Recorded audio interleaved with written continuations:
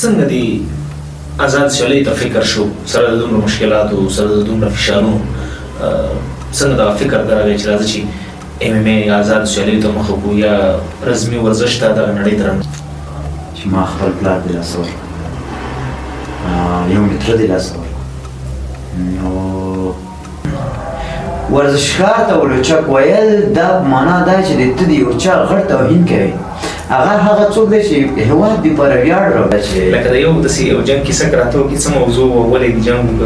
او څه رقم د سړی وه که زه درته وایم د یوه میاشت مخکې مې یو جنګ کړی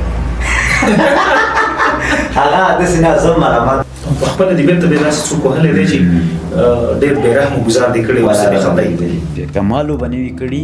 خو ما داسې څوک روزلي چې هېواد دپاره و افتخار راوړي تر اوسه یې داخلي څو سیالۍ کړي دي څومره دي ګټلي دي څومره دي ما په پکتیا کې پاتې شوم چې پلار مې هم کال مخکې یو نیم کال مخکې د لاسه ورکړی زه پکتیا کې پاتې شوم نیم کور مې دلته راغلم زه همالته ترونو سره پاتې شوم دغه غرمه به چې شوه دا ټول کور به ویده شو زه به راویښ شوم او ما به ویل چې ما مور ته بوځئ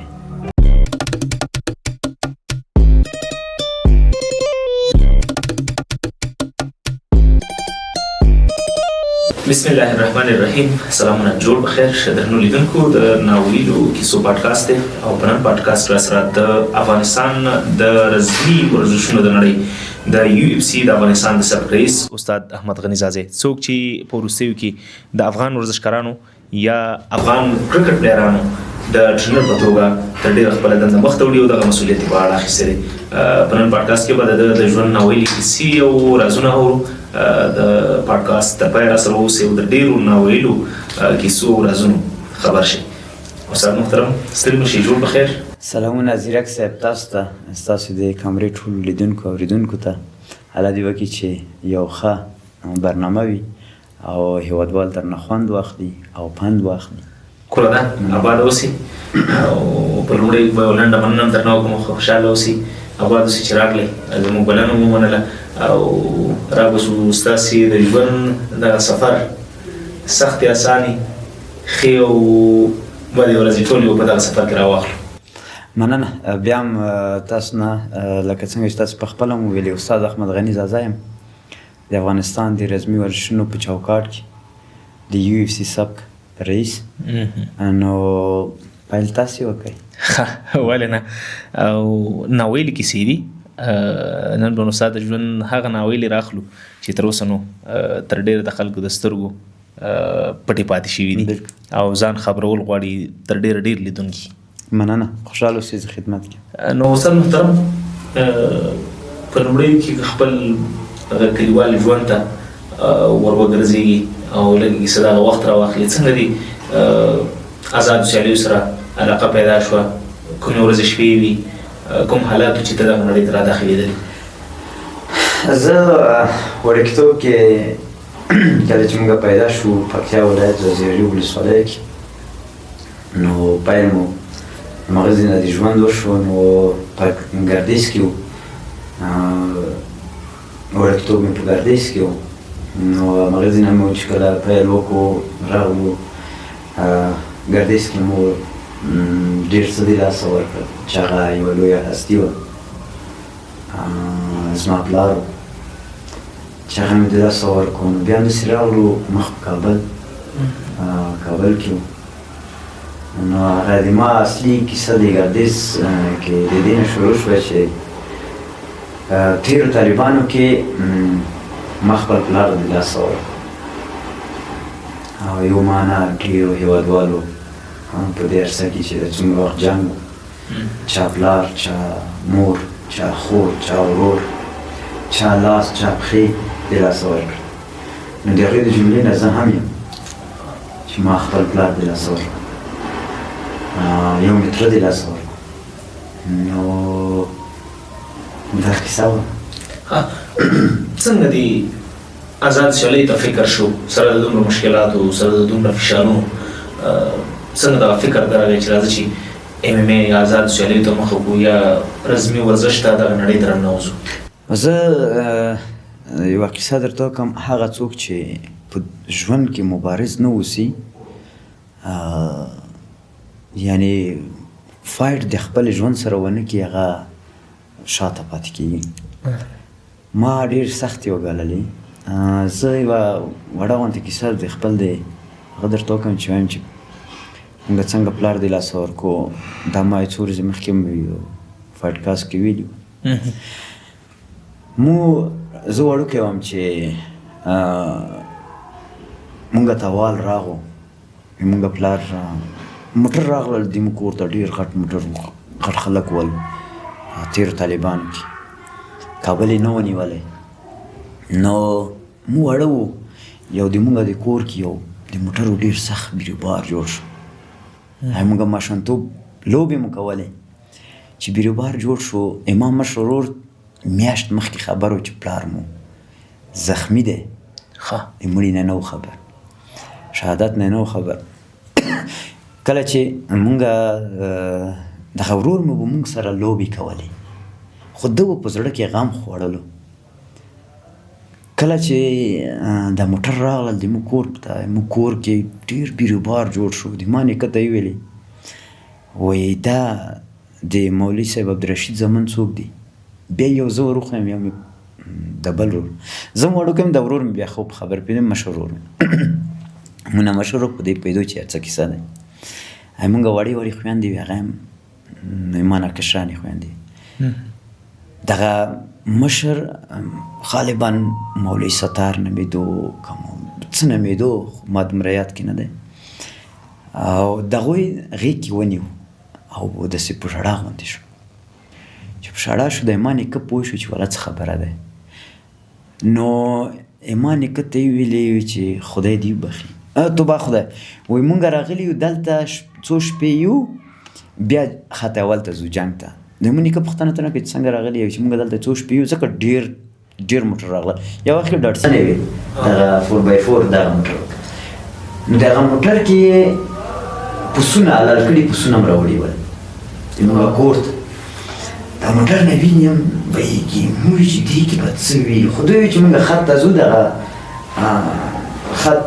هغه دپاره وبخئ نو جګرخونی حساب دی، وادوال به هم خفه شي.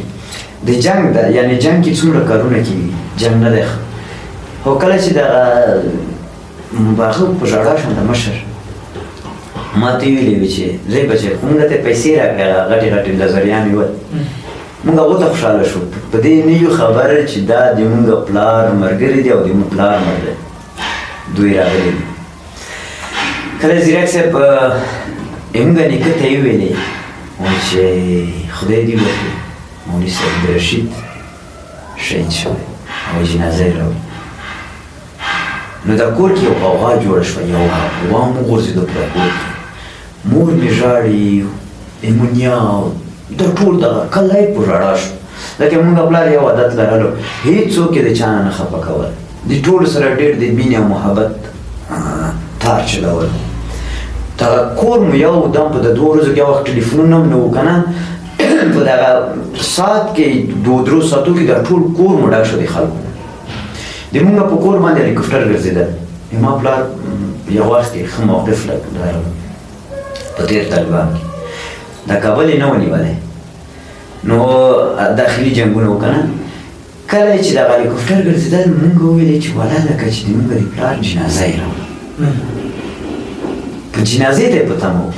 مونږ د خپل پلار د مړي راتلو ته یې په تمه چې مړی راوړي، جنازه یې راوړي. دا موټر تللو راتللو، یو بیروبار جوړ شو. خو چې کوم موټر به راغلو، مونږ بام ته ختلو، زه ورور مې او ورور مې ډېر سخت و، خو مونږ هم ژړېدو چې پلار مې. هلیکوپټر به چې تېرېدو، مونږ وایي چې دخلي پلار راته راوړه. که به موټر راغلو باندې به چې رنډه مو شو، مونږ وایي چې اوس یې پلار راته راوړه. یعنې مونږ باندې یو څو شپې دغسې تېرې شوې چې اوس به جنازه راوړي، اوس به جنازه راوړي. خو دا کیسه وه تېره شوه. پلار مړی و، جګرخوني وه، ډېر سختې وې، سختې مو ګاللې. هغې پسې دغه طالبانو کابل ونیو. کابل چې ونیو، د مونږ پلار جنازه مو تر اخره ونه لیده. او کله مو چې کابل یې ونیو، نو کابل کې د مونږ دغه نیم کور راغلو کابل ته. مو یو څو ترونه ورسره، مو مور نیم کور شو. نیم هلته پاتې شو نیم دلته. یو کال بعد د کابل نیونې نه زموږ مور هم دلته راغله. زه پاتې شوم په پکتیا کې موږ تر سره. دغه منګسان د مچ چې ورته وایي که نه، دا چې دغه اوړي کې د تاویږي یو دانه دوه دانې په دغه کوټې کې که د یاد شي یو بنګس غوندې کوي. دا په ما دومره حتی بد تاثیر کوي چې همغه ټایم کې ماته ژړا راځي. دې دپاره چې دې بنګس نه د ما سخته کرکه کېږي. زه په وړوکی وم په پکتیا کې پاتې شوم چې پلار مې هم کال مخکې یو نیم کال مخکې د لاسه ورکړی. زه پکتیا کې پاتې شوم، نیم کور مې دلته راغلم. زه همالته ترونو سره پاتې شوم. دغه غرمه به چې شوه دا ټول کور به ویده شو. زه به راویښ شوم او ما به ویل چې ما مور ته بوځئ، ما مور ته بوځئ. دغه مچان به تاویدل که نه، ده کله به چې دا تاویدل نو دا ما په ذهن کې داسې یو غټ هغه کولو چې خدای کاشکې چې اوس مور مې راسره وای. یو ژور درد، ډېر سخت ژور درد دی. دا درد ما اوس پورې چاته نه دی ویلی، کور کې مې هم ویلی. خو بخښنه غواړم. هغه ټایم کې نو زه به کله تره ښځې ته کېناستم، د مونږ د تره ګاډي ته وکېناستم چې خیر درجې شم ما ولېږئ پلار مور ته مې. کله به نیکه ته کېناستم، هغوی به ویده وو. کله به بل چا ته کېناستم، خو څوک نه وو چې ما درد واوري. تر څو چې راغلم، خو ما په ډېر کم وخت کې ډېر غمونه ډېر دردونه ولیدل. لاړم اخر یم کابل. دغه مچ به چې ګرځېدو د منګس، ما به ویل چې څوک مې په مرمۍ ولي. خو دا ټول کور به غلی. هغه وخت کې موټر هم دومره نه وی چې بیروبار دی موټر وای. زه به بس دوی ته ژړېدم او ناست به وم د غرمه کې. اوس مې هم دا شی ډېر بد راځي، د غرمې خوب او بالخصوص د مچ. کله چې هغه ځینه راغلم کابل ته، کابل کې مې میخانیک کار شروع کو، ورکشاپ شاګرد شوم په بلی محمد خان کې. بلی محمد خان نه بس د مور مې ولیده، یو ژوند بیرته یو بل ژوند راته شروع شو. یو هیله راته شروع شوه، یو هیله د دې چې زه ژوند کولی شم. ترونو هم حمایه کولم، نورو ترونو هم دې کې که ووایم ترونه مې هم نه ومنله چې موږ جدا شوي ولو. خو هغوی هم ویلې چې هلته څوک نه ول واړه هلکان، موږ هلته هم باید وایي. دلته چې راغلو موږ ترونو وظیفې لرلې. بیا دغو کې سره ورکشاپ بیا دغه سقوط وخت شو. مکتب کې وم مکتب نه بعد زه په مکتب کې هم ډېر شوق وم. دغه جګرخونه کیسې به نوره پرېږدو بس دی. خدای دې وکړي چې هېوادوال هم خفه نه وشي. دا کیسه ولې راغله زیرک صاحب چې یعنې په هېواد کې د مونږ جنګ و، یو بل ویشتل و. ډېرو خلکو همداسې چې که اوس ډېرو خلکو پښتنو کې دومره دردونه وي په زړه کې پراته وي. نن خوشحاله وي چې داسې یو ځای کې وي چې خپل درد بیانوو اما صلح فضا کې. خو مکتب ته تلو راتلو پس ته چې ورو ورو د سترګې خلاص شوې مکتب کې زه ډېر شوق وم. مکتب کې شوق وم د مکتب نو هغه معلم هم زه ډېر سخت ویله. یو ورځ مې لخته ورته ماته کړې وه. نو کله چې راتلم زه په مکتب کې دی پوهېدل چې دا شوق دی، زه به یې ویلم. خو همهغې نه ما مبارزه شروع شوه د ژوند سره. د سختو نه یو انسان چې د سختو نه راوځي ډېر سخت ځای ته ځان رسوي. چې څوک راحت یې هغه کیسه کې نه یېږي. نو ما مبارزه همغه ځینې مبارزه شروع شوه. ورکشاپ کې وړوکی بیا چې لاړو هغه ته پکتیا ته لاړو. دغه کرزي په اول وختو کې چې بیا سقوط وشو، طالبان لاړل پکتیا ته، همداسې لاړل اخواته ووتل که نه. مونږ بیا راغلو دلته کابل ته چې راغلو بیا مې تمریناتو مې شروع وکړه. یو وخت کې کانفو وه، کانفو مې کوله، مکتب و کانفو. یو وخت کې ام ام ای نه وه، په نوم د ام ام ای چې شی نه ول، فری فایټ دا چې شی نه ول. بیا کانفو نه بعد استاد واسع قیومي سره وم. استاد واسع قیومي نه بیا زه لاړم استاد واسع کیک بوکس شروع کړو. بیا ما کیک بوکس ورسره کولو.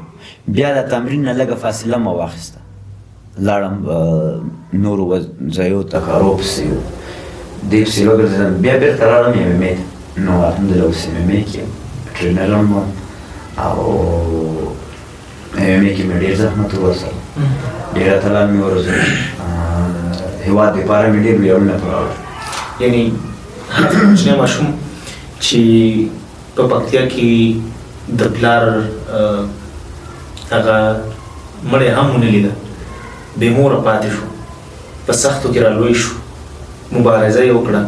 او تر دې حده چې نن د UFC د افغانستان د سرپرایز دی ډېر او بلګه نو واقعیت سره زه یو شی وایم مور مې په یو نیم کال ونه لیده نو اوس الحمدلله مور مې ژوندی دی او ټولو هغه چا چې مور ژوندی دی باید د مور لاس ښکل کړي هغه چا چې پلار ژوندی دی لویه هستي شاته دی هغه څه چې یو ښه کورنۍ دی نو هغه یو ښه ژوند کولی شي استاد محترم دغه د زده کړې په دوره کې څو کاله تېر کړئ څومره کاله دې په MMA یا آزادو سیالیو کې یا کی بوکس کې یا کنفو کې زده کړې وکړې او له هغې راوروسته اوس څومره کاله کېږي د استازۍ دنده مخته وړي د روزونکي دنده مخته وړي ما خو اول چې کانفو کوله بیا مې کیک بوکس کوله 3 له 4 کاله بیا لاړم MMA کې مې 3 کاله پهلواني او جوجیتسو فری فایټ کې کار وکړو 3 یعنې 8 کاله مې وشو او بیا یو 7 کاله کېږي غالبا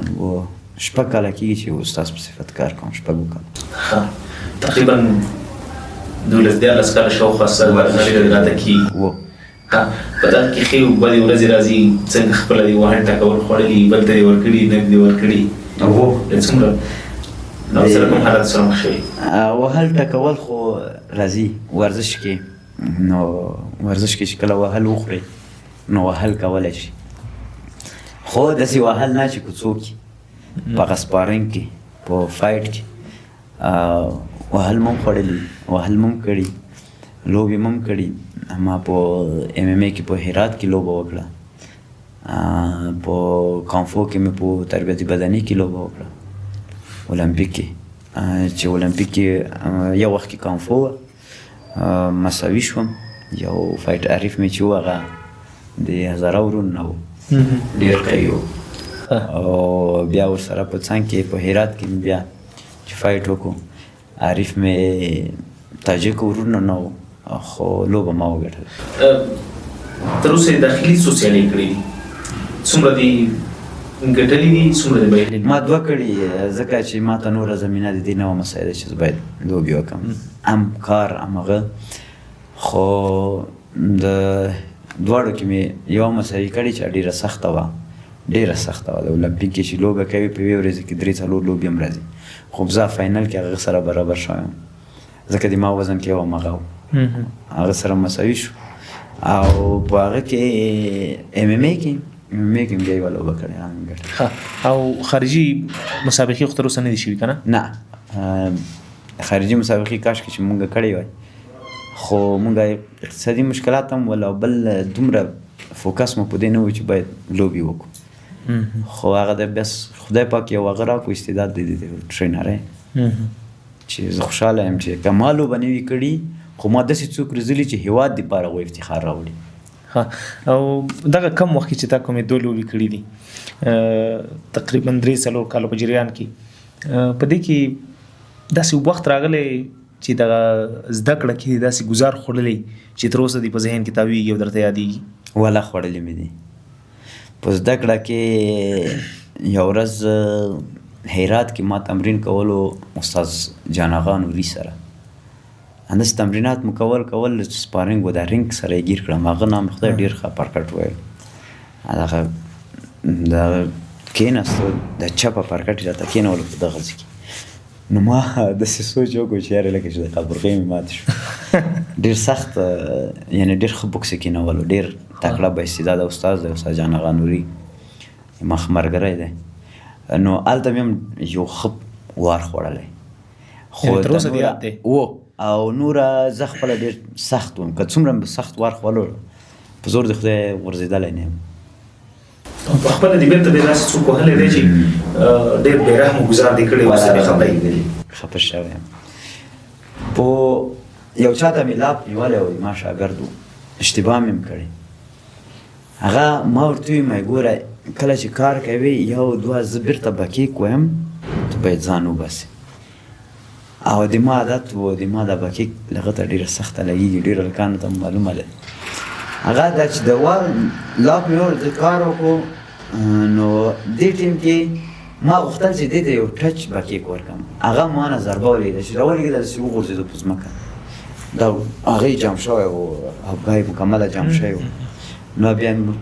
ډېر په سختۍ بیرته خدای پاک هغه ورکړو صحت ورکړو راجیګ شو فکر کوم د قبرغۍ درس کړی په مغني اوس هم خفه یم ځکه ما نه باید داسې کار کړی په لاب کې مې هم ډېر هلکان په ټوکو ټوکو کې هم ویلي او یو ټس ورکوم د هلکانو ته دا ټولې معلوم دی ټولو فایټرانو ته کله زه لاب نیسم نو ورته وایم چې تخنیک وایي د تخنیک سره یو چې د خالي شي وامه یې دې دپاره چې د دوی مخ به یو جنګ وشي دا اصلا نه دی صحیح خو خیر زه دې دپاره ورته وایم چې باید ټول اوسئ فکر وکړه ته یو فایټر یې لاب معنا دا تا تخنیک جوړ کړي سرعت دې جوړ کړي تا هلته کار وکړي نو که چېرته ته داسې کار کوې چې لاس یې ټیټ وي او کار کوې نو دلته ولګېږي بېرته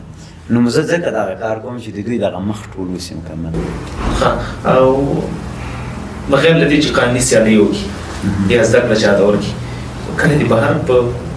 لاره کې یا په کور کلي کې د خپل فایټ نه استفاده کړې چا سره د جنګ کړی چا ترې وهل ډبول ورکړي که نه اوه په افتخار نه وایم ځکه چې دا ډېر اشتباه دی خو جنګ مې کړی نفر مې والی غورځېدلی دی ډېر سخت څو ځایه مې نسي جنګ کړی خو بس ته زه خفه شوی یم او ما نه باید داسې کار کړی وای خو یو شی باید وایم زیرک صاحب کله چې د استادۍ نوم کلمه راباندې کېښولی شوه نو اوس ډېر هلکان هم دي ډېر هر څه دي چې غواړي چې ما سره جنګ وکړي غواړي چې ما تحقیر کړي یعنې ډېر غوسه کړي خو زه نه غواړم جنګ وکړم د دې لپاره چې دغه کلمه ډېره درنده کلمه ده مخکې مې جنګونه کړي په افتخار نه بلکې اشتباه مې کړی ځکه چې لکه د یو داسې یو جنګ کیسه که راته وکړي څه موضوع وه ولې دې جنګ وکړ او څه رقم د سړی وه که زه درته وایم د دې یوه میاشت مخکې مې هم یو جنګ کړی هغه داسې نه زه ملامت نه وم نوره جنګونه خو ډېر ول دلته یو ځیږې سره کیسې کارخانه کې دغه میاشت مخکې زه روان یم داسې یو چا ټلیفون راته کړی و د حشمت الله شهیدیدو کره روان هغوی کره روان د شپې مېلمنو هغه دې ټیم کې یو نفر دی مسله دی ما لیدلی نه دی شخصي کې و مسله و داسې ښکاره شو چې راجیګ شو ما ته هغه د ما دغه زنګون سره د ځان ولي چې راجیګ شو ما ته ویې یالو چکه پلاره صحیح سره دوی دوه نفره دي نو زه هغه دا هم کوم چې چا سره سلای یو چا سره نه دوی باید دومره یو څوک فکر وکړي که ته نظامي یې صحیح دی نو ته دومره فکر وکړه چې یو څوک څه کاره دی یو چا ته توهین کول دا د نظام استفاده کول دا غلط کار دی صحیح دی که نه دا باید ووایو دا په زغرده باید ووایي چې نظام استفاده کول او ته پوهېږي چې تا سره سلا دی یو چا ته باید مستقیم ونه وایي چې لوچکه یا غله یا پلانیه یا پلانیه دا په خپله توهین دی ته د دې نه نه پوهېږي چې دا څوک دی اول د چا باید شخصیت وپېژنې بیا ورته ووایي ته دا لوچک نه ویلې زه ورته شوم وروره څه شي لوچک خو در سره ټچ شوم وبخه دغه یخن کې داسې نیولی نیولی یم زه ورته یم پرېږده مشکل څه دی و چې ته نه پوهېږي زه دلته پورې وروره نو اوس ما تا سره څه کار نو ډېر په تنګ کړم په تنګ یې کړم ما ته غوسه په دې راغله چې ده لوچک نه ولېږل دا لوچک کلمه باندې سخته بده لګي دغه ښه مې دغه ټول پاور مې په د یو لاس ته راوړه چې ده ومې ویل دغه دی هغه داسې لاړ وغورځېد ما کلي یم مشکله داسې وښویېدو که نه لاړ چې لاړو شا پر یو بل وویل چې وویلم داسې ورزش ښه دی ګورئ ورزش کوئ فزیکي پورته ویئ داسې وښورېدم چې د مخ مې واړوله دغه آماده و چې ما ووایي دغه مې وویله ګونډې سره ګورځېد یو خوکه یې وکړه دم کېناست د بل د لاندې پره مرمي راته تېره کړه چې مرمي تېره کړه نو ما ویل چې اوس یې ورویشت خدای دې ټیم کې نظامي هغه راغلل منصورین راغله دریشۍ په ځان مې نو ماښام منځنه باد کیسه ده دریشۍ په سر مې چې ودرېږه څه چل دی و چې دا لوچک دی دا زه یې وایم دا د خولې وینې وي ما ورته دغه وښیم ما زه لوچک نه یم زه ورزشکار یم اول باید خبرې خو دا هلک ډېر هوښیار د نظامي پوه شو د دولت کې هم هر څوک شته ښه خلک هم شته زه لکه ځنګل هر سره کوم ته خلک کې نو چې دا څنګه راجیګ شو ما ته چې بس ته حق نه لري ما د عکس مې روښی لکه ما عکس وموږی ما زه ورزشکار یم استاد د کلب یم خو داسې کې چې خو بس پرېږده و چې حوزې ته لاړو د کیسه اندازه پاتې شوه که نه بیا ما ورته مې په حوزې کې هم ویلي چې تاسې باید یو سړی مستقیم توهین نه کوي ورزشکار یم هغه یو خبر اوس راغلی دی وایي د MMA ورزش والا پهلوانۍ ورزش والا دا ټول لوچک دي دا لوچک نه دي دا هغه څوک دي ورزشکاران چې افغانستان لپاره افتخار راوړی ورزشکار ته لوچک ویل دا معنا دا چې د ته د یو چا غټ توهین کوي هغه څوک دی چې هېواد دپاره ویاړ راوړي که یو چا ما یو ځای کې یو څو خبرې وکړې یو ځای کې ولاړم یو موږ سره د منصوبین هم یو هلک په غوږونه یې مات و پهلوان وایي دا هغه غوږونه چې مات وي دا یو ډېر لوچک دی ما مات ورته وایم نه دا هغه څوک دی چې د رښتینې مبارزه یې کړې غوږ یې مات شوی دی او رښتینې لوبه یې کړې دی ورزشکار دی رښتینې پهلوان دی افغانستان لپاره افتخار راوړی که افغانستان ته نه وي راوړي جامې دپاره افتخار ده تاسو باید دې پسې ونه وایي دا لوچک دی نو دا خلکو نه زه بیا هم غږ کوم چې لطفا یو څوک وپېژنئ بیا نوم پکې ږدئ لکه هر څوک وي لکه نظامي وي که شخصي وي نه باید یو چا ته چې چا ورزش کړی دی جامې دپاره اکه پوډر ووایي ښه دی اکه چرس ووایي ښه دی اکه تریاک ووایي اکه نور ټولنې ته یو ضرر جوړ شي ښه دی که نه اکه ورزش وکړي اکه یو ښه لوبه وکړي اکه کرکټر وي که فوټبالر وي که مقصد ورزش وکړي بهتره دی هغه نه دی چې هغه جامې ته مضر دی جامې ته مضر هغه څوک کیدلی چې هغه منفي کارونه کوي دا مثبت کوي دا جامې ته نه دی مضر ولې موږ تاسې دغه ته په منفي وګورو بیا هم وایم زنده باد ورزشکاران څوک چې ورزش کوي څوک چې افغانستان لپاره افتخار راوړي څوک چې د افغانستان بیرغ زیاتره ځایو کې چا جي کړی ورزشکارانو جي کړی نو باید ورزشکار طبقه حمایت شي ورزشکار طبقې ته په درانه ولیدلی شي ورزشکار طبقه هغه طبقه دی چې غریبه طبقه دی په افغانستان کې د مونږ رزمي ورزش یعنې دا نوره دا غریبه طبقه دی دې ته باید مونږ توهین که چېرته تشویق کولی نه شو توهین هم حق نه لرو چې وایي باید مونږ دوی تشویق کړو تجاران باید دوی تشویق کړي ټول دوی تشویق کړي تر څو افغانستان دپاره